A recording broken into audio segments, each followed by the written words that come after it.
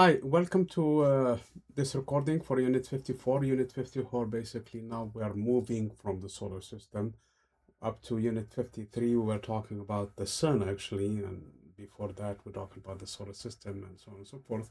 So today, for the first time, we're going to explore basically how stars are surveyed and how we can determine at least the nearby stars, their positions, okay? Describe the triangulation method used to find distances of remote objects. Basically, if you can find somehow a triangle, that's what triangulation method is, and measure one side of the triangle and the angle, one angle of that triangle, you can determine basically the distance to that object. Explain the stellar parallax method and how that was used, and it's actually currently used also in determining the distances to nearby objects, because we're talking about stars that are not too far. Stars that are super far, this method is not going to be useful for them. There are other techniques for those ones in here. Define a proper motion and describe how star space velocity is found. Basically, that the stars are not stationary, but rather they move. So we have to determine how fast they move and so on and so forth. And finally, describe the aberration of a starlight and how to provide the first direct proof of Earth's motion. Light, when it hits a telescope, the front end of the telescope, and moves throughout the body of the telescope to go to the primary mirror of the telescope and behind toward the end of the tube. It travels with a finite speed, travels actually with the speed of light, 300,000 kilometers per second. Meanwhile, if you point your telescope this way, for example, toward the star, the Earth is not sitting still. The Earth is actually drifting, moving. And it's moving at least around the sun with 30 kilometers per second. That's a very high speed. We don't feel it because we are all moving with it, everything, including the buildings, including your chair and yourself and everything else. But it's a big speed, which causes the light, instead of going through the body of the telescope, it actually drifts toward the end because of the relative motion. So for you to fix this problem, you have to tilt the telescope at an angle to account for this angle at which the velocity is coming. And granted, one side of that triangle is big, 300,000. The other side is not zero, it's actually 30. So there is a small deviation that you need to make really to account for this phenomenon. That is what we're talking about in here. Obviously, if this was not the case, if I point my telescope straight up, okay, and the light comes straight through, then the Earth is actually stationary. But because I know that if I do that, the light is going to be actually not hitting the mirror, so I really have to make it at an angle. That's a proof that the Earth is actually in motion, not stationary. Actually, we can use that technique to find how fast the Earth is if I know how long the telescope is. You won't discover it for small telescopes, but large enough telescopes, you can see it. So let's talk about the triangulation. The triangles, the word suggests, is based on basically the properties of triangles. If I can draw a straight line, let me delete that part in here, which was this one in here, to the distant object. And if I move and I measure how much I move. So this is my baseline. So this I know what that is, okay? This is something that we can measure, depending on how far we move. And then measure this angle looking at the same object, then the properties of the right angle triangles will give me the distance in here is related to the tangent of this angle alpha. As a matter of fact, the tangent of alpha is equal to the opposite divided by the adjacent. Remember, the adjacent I can measure it. It's really the how much I moved. The angle also I can measure. Then from this one I can find the distance that I wish. So that's the triangulation method. When it works, it's actually very good. The thing with it is, it usually works not for too far away objects. Okay, so that's technique can be used actually to finding, for example, to distance to the moon. Okay, well, if this is the baseline, it's the distance traveled on the Earth between two different observers. This angle alpha can be measured. The angle beta can also be measured. The distance is measured. Now there is actually a property of the triangles. If you know the two angles, you can find the distance to that object. Grant this distance is not the same as that distance, or you can drop the vertical in here. That's going to be perpendicular, and this will be your right angle triangle, and the other one will be your other triangle, right angle triangle. The distance from this observer to where the vertical hits is not necessarily the same, unless these two angles are the same, in which case you're looking about the isosceles, then in this, or equilateral, then in this case, it's an isosceles, sorry, where not necessarily this is going to be the distance to the moon. But at the end, you get the point. You use triangles to find the distances, okay? This angles in here that can be measured, of course, an angle is measured in degrees. It's also measured in radians. It's also measured in other units. The bottom line is people decided to, because this object starts to get further and further, a degree is too much of an angle. So you need to break it down into its components, similar to how the hour is broken down into minutes. A degree is broken down to 60 arc minutes, and an arc minute is broken down to 60 arc seconds. So this to give me finite readings, okay? Anything less than an arc second is very hard to discern with the naked eye. So you really need fancy equipment to find that. And even those fancy equipment, they have a limit also on how much they can discern, if you wish, in angles. Another technique that can be used actually is the using a kind of a laser. Okay, you send light, hits the object, bounces back. So the light travels a distance d to go to the object, another distance d to come back, for a total distance of 2d. One on the way to the object, another d back, is equal to the speed of light, in this case because it's a laser made out of electromagnetic waves. So it travels with c, the 300,000 kilometers per second, times the time. Now you have to measure the time. You send the signal, you start the clock ticking at that point until you receive the signal back. So the clock ticks from the moment the signal is sent to the moment when it bounces back and hit your receiver. So in that case, you get this value. In the 50s, and I think still ongoing right now, they used to do this, and actually in southern Texas and other places, they have to get clearance from the FAA that they're going to send a blast a laser beam to the moon and come back, because they have reflectors on the surface. But of course, you don't want any plane to be on the way, because if it hits the plane, it's going to cause a lot of damage. So this is a very powerful technique to measure the distances also, because if you can measure t, you know how fast the light is traveling, speed of light, 300,000 kilometers per second. You multiply it by the time t, and you divide it by 2. That gives you the distance to the moon, at least 384,400 kilometers, the distance to the moon. Another technique that is used is the parallax. You can do this experiment with your at home. Close one eye and take the other eye and look at the tip of your finger, okay? And notice it against the background. Right now I have actually my camera. I'm looking at the phone. I'm looking at the tip of my finger. So if I open this eye and keep my finger in the same place, I notice that actually my finger shifts to the other side, okay?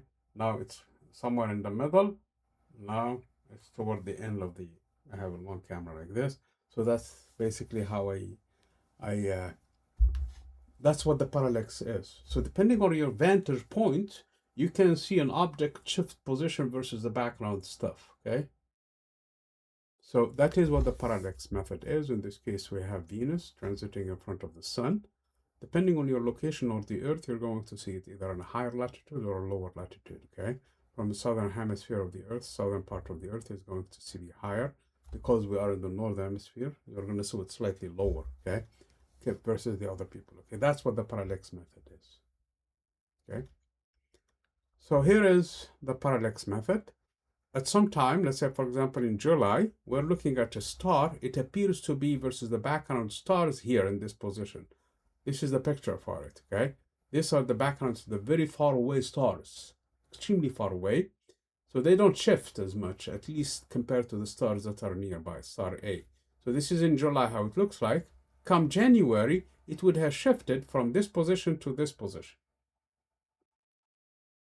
6 months later, when we are at 2 astronomical units on the other side, 300 million kilometers from our initial point, because there is 150 million kilometers this way and 150 million kilometers the other way, total of 302 astronomical units. So we're going to be on the other side looking at the same star. Okay. Well, in this case, we can find the distance to the star using triangles again. This distance is 1 astronomical units. We measure the shift, or half of this angle that it shifted in the sky. Basically, you can use protractor or whatever. Actually, we use a sextant, but that's a fancy measurement for that angle. But it's actually a big angle for this star because it's not too far away compared to the rest of the background stars. Half of that angle is this angle in here. Well, in this case, it's easy. The tangent of this angle is the opposite, which is 1 astronomical units divided by the distance to the star. We can find the angle. We know the astronomical distance to the sun. Then we can find how far the star is using simple triangles. Okay. So this is what I was talking about. Except this one is actually very, very useful. We don't use distances no longer at that point to use kilometers. Okay. It's a ridiculous number, and you will see it. We use the parsec. So the parsec is the distance to an object that is 1 arc second. Shifts 1 arc second. You see, very, very small, minute displacement in the sky. If we see it over 1 astronomical unit. Okay, so let me see if I can bring this screen in here.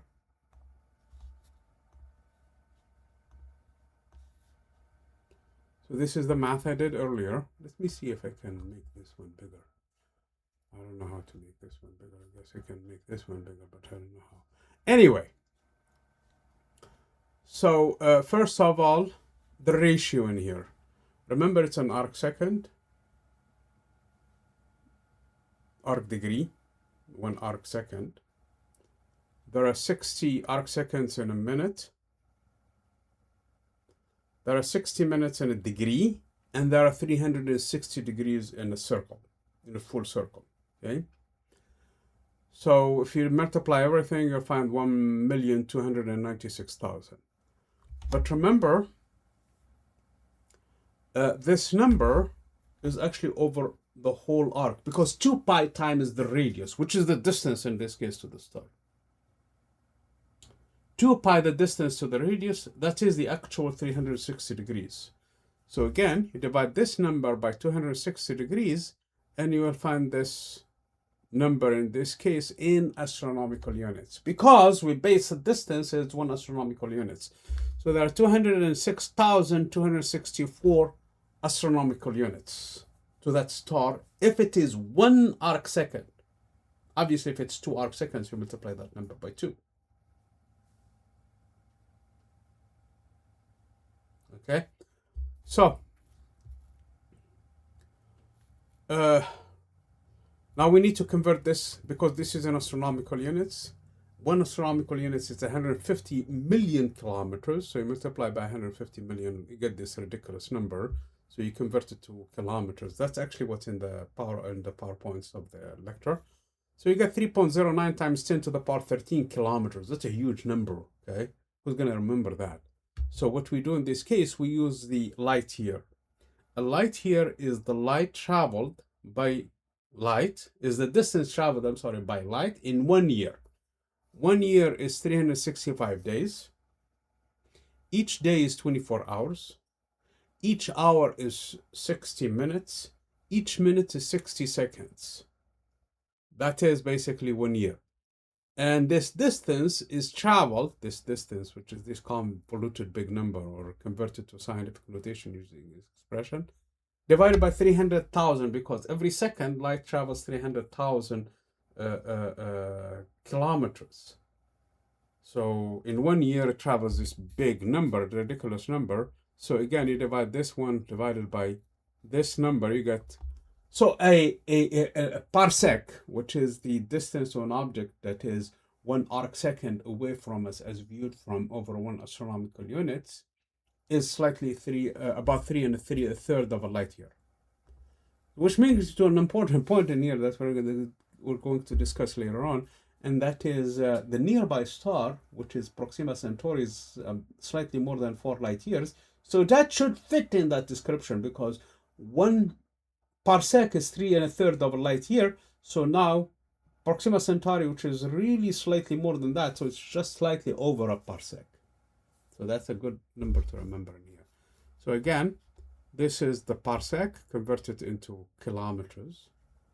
I know probably it's kind of hidden a little bit. Oh, let me go back into this slide in here. So, can I move this in here? I can't. Sorry. Anyway, so the point being in here is the light here. Can I move it in here? Yeah, here it is. Okay. So that number is 3.09 times 10 to the power 13. We got it from GeoGebra. Put it back to what it was. And so we can use these methods, basically, whether the parallax method or the triangulation method, to find distances to nearby stars. Okay. Other stars that require further away objects require different techniques. Okay, we're going to talk about that. This is part of the cosmic ladder that we're going to talk about down the road. Stars are not fixed. They move with respect to one another, okay, in the galaxy. This is the Big Dipper. How do I know it's a Big Dipper and not the Little Dipper? Is because the distance between these two stars, part of the handle, is actually smaller, relatively speaking, compared to this distance, okay? Well, the Big Dipper about 50,000 years ago actually was looking more like the Little Dipper nowadays, okay? Because this arm is more straight. Now, this part of the Big Dipper is actually tilted today. 50,000 years from now, it's going to move. Not only that, but the shape of actually the pan itself starts to change. That's because stars are moving, okay?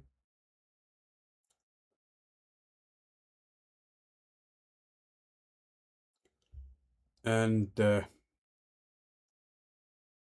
that's how we can tell that the stars are actually moving, just by looking at the shape of the object over a good span of time, okay? There are other techniques that we're going to talk about them down the road, namely the Doppler effect, but those are actually, especially for faraway objects, you can determine how fast they are moving. And other techniques, they're not just the ones that I'm talking about in here, okay? Especially the faraway objects, you're not going to see much Doppler to talk about. Oh, no, I'm sorry, depending on the speed. Yes, if they're moving very fast, you can find them how fast they are moving. So stars can pass very close by the sun. Gliese, for example, 710, could reach about 14,000 astronomical units. That's very, very, very, very close from the sun. Actually, it's within its current, basically, solar system, within the Oort cloud. Okay, remember the Oort cloud extends up to 50,000 light years from 50,000 astronomical units actually from the sun. And this is well within that, okay? It's not too far from the Kuiper belt, actually. So this is going to be very, very close from the sun, but that's not going to happen tomorrow. It's going to happen in millions of years from today, 1.3 million years. This is the aberration that I was talking about. Again, the light as it hits the telescope is going to go straight through if the Earth is stationary, but the Earth is not stationary. The Earth is actually moving, so that creates a deformation, aberration in the light of the star. So in order to account for that, you really have to tilt the telescope so that by the time it shifts, it's going to hit the primary mirror in the back of the telescope. The speeds are relatively big, 300,000 kilometers per second for the speed of light and 30 kilometers per second for the speed of the Earth around the sun. Thank you.